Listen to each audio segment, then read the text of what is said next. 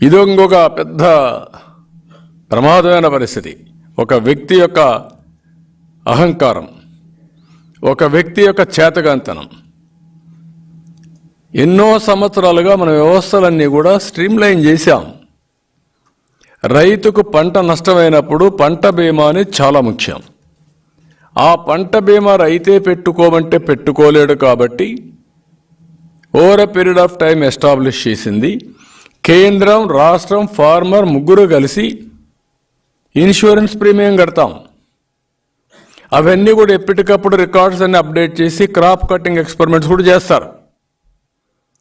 ఎప్పుడైతే ఇలాంటి విపత్తు వచ్చినప్పుడు ఏ స్టేజ్లో పంట నష్టమైంది, ఎంత పెట్టుబడి పెట్టారో అవన్నీ క్యాలిక్యులేట్ చేసి తద్వారా ఆ రైతుకి కాంపన్సేషన్ ఇస్తారు, నష్టపరిహారం ఇస్తారు.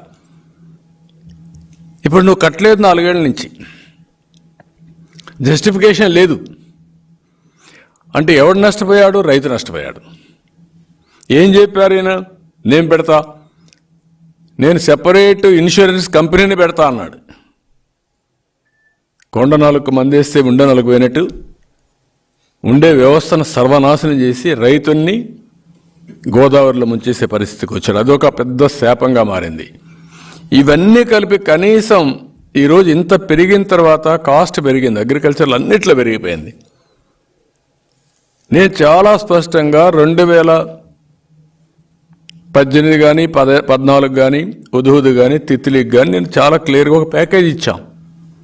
దానికంటే బెటర్గా మీరు ఇవ్వాలి. మీరు ఎలక్షన్ మేనిఫెస్టోలో చెప్పారు, ఊరు తిరిగి చెప్పారు, మేము ఏ విపత్తు వచ్చినా బ్రహ్మాండమైన ఆర్థిక సహాయం చేస్తాం, మెరుగైన ఆర్థిక సహాయం చేస్తామని చెప్పిన మీరు ఏమిచ్చారో చెప్పమంటున్నా. నేను దానికి క్లారిటీ ఉండాలి కదా. వారం రోజు 15 రోజుల నుంచి అడుగుతా ఉంటే నేను అడిగింది నా కోసం అడగలేదు, రైతాంగం కోసం అడిగాను. అపోజిషన్ పార్టీలు అందులో ప్రధాన ప్రతిపక్షం అడిగితే సమాధానం కూడా చెప్పరు. నాకు చెప్పొద్దండి, రైతులకు సమాధానం చెప్పండి, మేము అడిగితే చెప్పొద్దండి, నువ్వైనా చెప్పు. అది కూడా చెప్పకుండా ముంచేసే పరిస్థితికి వచ్చారు. ఈరోజు ఈ 2 ఇష్యూస్ వల్ల, వీళ్ళు చేసిన నిర్వాహకం వల్ల రాష్ట్ర రైతాంగం తిరిగి కోలుకోలేని స్థితిలోకి వెళ్ళిపోయారు. దేశంలో ఎక్కువ ఆత్మహత్యలు జరిగే రాష్ట్రంలో మన రైతు 3వ స్థానం, కౌలు రైతు 2వ స్థానం. దేశంలో ఎక్కువ అప్పులుండే రైతాంగం నెంబర్ 1 ఆంధ్రప్రదేశ్ రాష్ట్రం. ఈ దెబ్బతో నెంబర్ 1 కాదు, ఎక్కడికో వెళ్ళిపోతాం. ఇంకా తిరిగి కోలుకోలేని పరిస్థితి, తిరిగి రీపే చేయలేని పరిస్థితి. అందులో చాలామంది కౌలు రైతులంతా చాలా పేదవాళ్ళు ఉన్నారు. వాళ్ళు ఇంకా 10 ఏళ్ళు ఇదే వారికి కష్టపడినా తిరిగి అప్పుగట్టలేని పరిస్థితి వస్తున్నారు. ఇది చాలా దారుణం. ఇప్పటికైనా సరే మేము చాలా స్పష్టంగా నేను పోయి వచ్చిన తర్వాత మా లీడర్స్ అందరినీ క్షేత్రస్థాయికి పరిశీలన పంపించాం, టీములు పంపించాం. ఈ టీం కూడా కేంద్రం నుంచి వచ్చిన టీములకి రిప్రజెంటేషన్స్ ఇస్తున్నాం. మళ్ళీ మేము కాంప్రహెన్సివ్గా ఒక రిపోర్ట్ తయారు చేస్తాం. ఈ ప్రభుత్వం బాధితులకు న్యాయం చేసే వరకు గట్టిగా పోరాడతాం, న్యాయం చేపిస్తాం. నేను కనీసం ఒక హెక్టార్కి 30,000 రూపాయలు వరికి మనం అడిగాను. నేనున్నప్పుడే 10,000 రూపాయలు హెక్టార్కు ఉంటే దాన్ని 20,000 రూపాయలు చేశాను, డబల్ చేశాం. ఇప్పుడు నేను అడిగింది ఏంటి? 30,000 చేయమన్నాం, అంటే 50% చేయమన్నాం. అది కూడా చేయడానికి మీకేంటి? పెట్రోల్ పెరిగింది, డీజిల్ పెరిగింది, ఇన్పుట్స్ కాస్ట్ పెరిగింది, అన్నీ పెరిగిపోయినాయి.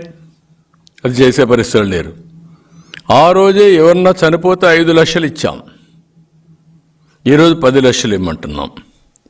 ఆ రోజే గాయపడిన వారికి సీరియస్గా 1,00,000 రూపాయలు ఇచ్చాం, ఈరోజు 2 లక్షలు ఇమ్మంటున్నాం. ఇల్లు కూలిపోతే 1,00,000 రూపాయలు ఇచ్చి ఉచితంగా ఇల్లు కట్టించాం. ఐఏవై ఉంది, మీరేమి ఇవ్వక్కర్లా. ఎన్ని ఇండ్లు పోతే ఐఏవై కింద కట్టడానికే వాళ్ళు ఆ డబ్బు ఫస్ట్ ప్రయారిటీ ఐఏవై ఇలాంటి దానికి ఇవ్వాలి. దెబ్బతిన్న ఇంటికి 20,000 రూపాయలు ఇమ్మన్నాం. వేరుశనగ పంటకు 25,000, అరటికి హెక్టార్ 40,000, పత్తికి హెక్టార్కి 25,000, మిర్చికి 50,000, అక్వాకల్చర్ హెక్టార్కి 50,000 ఇమ్మని చెప్పి డిమాండ్ చేశాం. 31 ఐటమ్స్ కింద నేను చాలాసార్లు డిమాండ్ చేశాను. కనీసం మా డిమాండ్కు సమాధానం చెప్పకపోయినా మీరేమి ఇస్తారు, మీకు స్పష్టత ఉందా అని అడుగుతున్నా. మీకు ఓటేసిన దానికి రాష్ట్రంలో ఈ తుఫాను వల్ల ఎన్ని లక్షల ఎకరాలు ఏ పంట నష్టమైందో చెప్పవలసిన బాధ్యత ఉందా లేదా అని అడుగుతున్నా. అది కూడా బాధ్యత తీసుకోకపోతే ఈ ప్రభుత్వాన్ని బంగాళాఖాతంలో కలపాల్సిన అవసరం ఉంది. అది గుర్తుపెట్టుకోవాలి. ఇంత దుర్మార్గంగా ఇది చేసే పరిస్థితి వచ్చారు. అందుకే ఈరోజు మళ్ళా ఒకసారి ఒక వైట్ పేపర్ని పబ్లిసైజ్ చేయమని ప్రభుత్వాన్ని అడుగుతున్నా. డ్రౌట్ వల్ల ఎంత నష్టమైంది, ఈ తుఫాన్ వల్ల ఎంత నష్టమైంది, మీరు ఎంత సబ్సిడీ, ఇన్పుట్ సబ్సిడీ కానీ క్రాప్ ఇన్సూరెన్స్ అమౌంట్ కానీ వాళ్ళని ఆదుకోవడానికి ఖర్చు పెట్టిన డబ్బుల వివరాలు చెప్పాల్సిందిగా మరొకసారి డిమాండ్ చేస్తున్నా. మేము కూడా కేంద్ర కమిటీకి ఎక్కడికక్కడ ఇస్తాం. మళ్ళీ మేము చేయాల్సిన బాధ్యత అంతా చేస్తాం. కడాను నిన్న పార్లమెంట్లో కూడా దీన్ని జాతీయ విపత్తుగా పరిగణించి సహాయం చేయమని మా పార్టీ అడిగాం. వీళ్ళు 22 మంది ఎంపీలు ఢిల్లీలో ఏ పైరువులు చేసుకుంటారో వాళ్ళకే తెలియదు. వాళ్ళకు ప్రాధాన్యతలు ఏంటో వాళ్ళకి అర్థం కాని పరిస్థితి. 22 మంది ఎంపీలు 25 మంది గెలిపిస్తే మొత్తం కేంద్రం మెడలు వంచి అన్నీ చేస్తా అన్న వ్యక్తులు మెడలు దించేసి ఈరోజు ఇవన్నీ చేసే పరిస్థితికి వచ్చారు. ఇది చాలా దుర్మార్గం, నీచం. ఇది రాష్ట్ర రైతాంగం కూడా గుర్తుపెట్టుకోవాల్సిన అవసరం ఉంది.